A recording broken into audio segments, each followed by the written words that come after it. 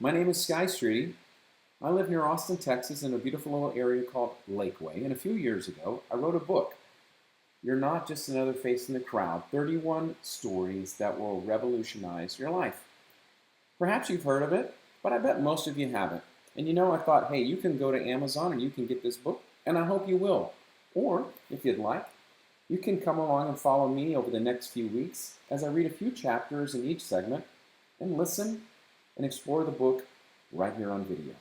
So let's start with the introduction. This will give you a good idea why I wrote the book.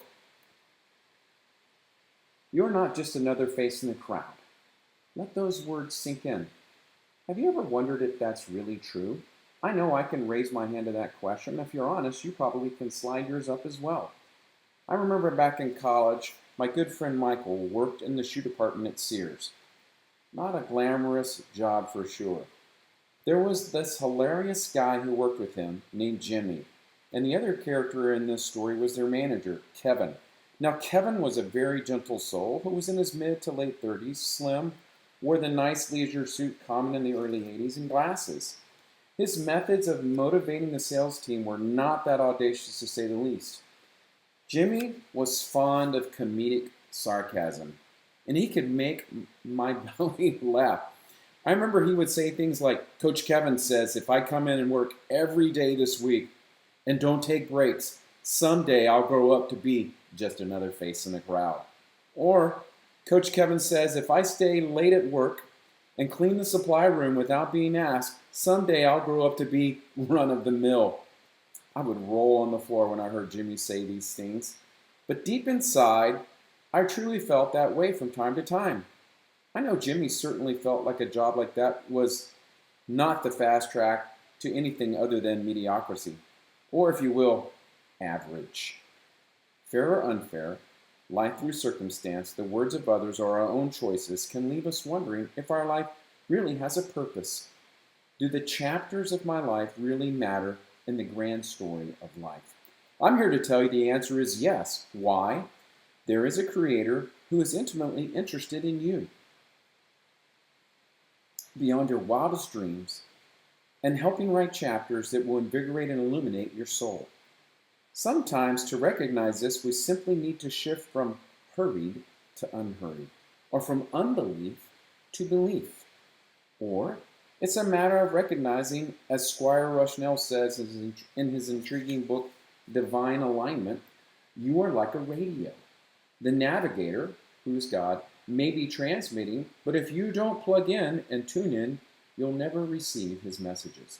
Here's something to give you a glimpse of what the Creator is up to and a hint as to how the stories in this book will and can revolutionize your life.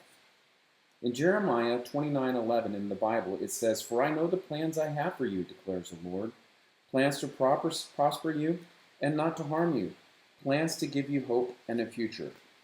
I don't know about you, but after reading that, I certainly don't think that includes a plan to be just another face in the crowd or run of the mill.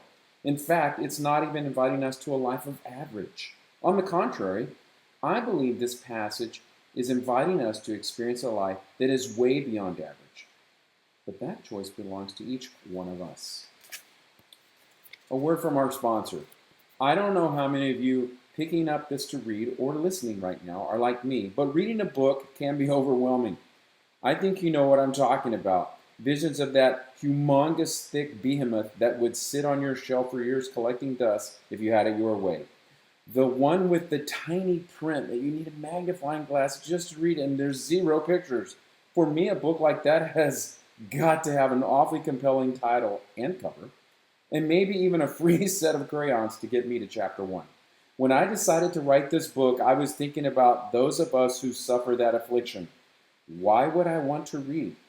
That was as easy as Superman doing laps around the earth. Big letters, lots of white space, and some pictures. That's what I got in store for you here. Well, voila. That's what you're going to find. And oh, you will like this part too. You can give yourself permission to read only a chapter a day if you like. There's 31 chapters, one a month. One more bonus. You can read this in any order you like. How's that grab you? More on that a little bit later. But back to the introduction. I've got to confess, there have been many occasions in my life when the thought, does God, the Creator, know I exist, has meandered through my brain. Please acknowledge this has happened to you too. That'll make me feel better. I mean, does He, God, really know Sky? This guy lives in Lakeway, Texas, one of 7 billion people or so who inhabit this planet exists? Well, if he does, I sure would like for him to show up every now and then. Maybe even leave a big sticky note on the fridge or something that says, "Hi, Sky, I dropped in to check on you. Thanks for the glass of milk." If you're like me, maybe you've even muttered to God this desire a ton of times, and then thought, should I be muttering that a ton of times? As you look around, just in case this is one of those times, God decides to appear, and all of a sudden, you're on fire. Or perhaps one of those famous bolts of lightning you've heard about that decides to strike. You might also be wondering if it's okay to write about God and refer to Him as God with a capital or a little, as in a big H, little h, big G, little g. I think it's okay to do either. I know smarter people than me use little h in publications, and God is still the God. So where was I? Oh yes, I was in the middle of muttering and asking God to show up, which leads me back to the title of this book, You're Not Just Another Face in the Crowd. The truth is, I've discovered God is showing up all the time in Austin, in Canada, in India, in a coffee shop or a sports field, during a round of golf, in the airport, changing a diaper, or on the subway, or on a hike, during a press conference, in the midst of pain or sorrow, when the world has been turned upside down. Simply fill in the blank. I bet you've experienced that. Thank God, God does not slumber or sleep. He doesn't get sick or go on the injured reserve.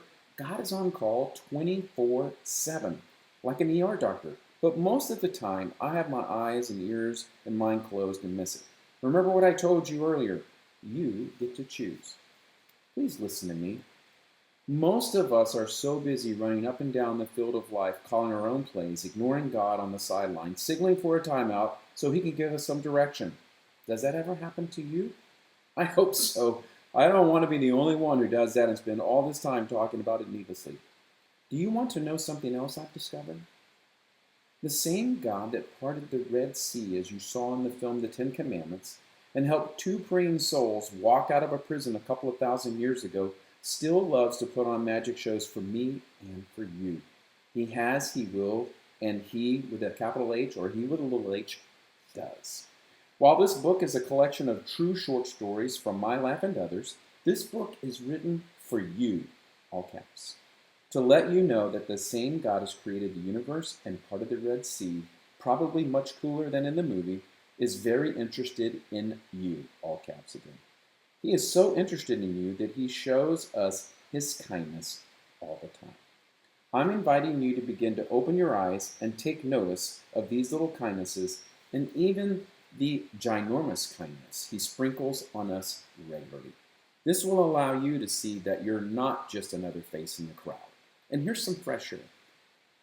Go back to some really important stuff. The note about reading only 1 chapter a day. For those of you who are like me and can only handle reading in small doses, you will like this book. It's designed that way. But if you get really excited one day and read 2 chapters or maybe even 3, it's all right. And no, I won't mind if you put this on top of your toilet as long as you promise to read it and let everyone else who goes in there enjoy it too. But you have to supply your own crayons. Okay, I'm not going to put those in this package. I hope you enjoy it. When God created you and me, He did not push the average button. He pushed awesome. I'll be back and read the first 3 chapters to you very soon. I hope you enjoyed this introduction. I'm Sky. Enjoy the day.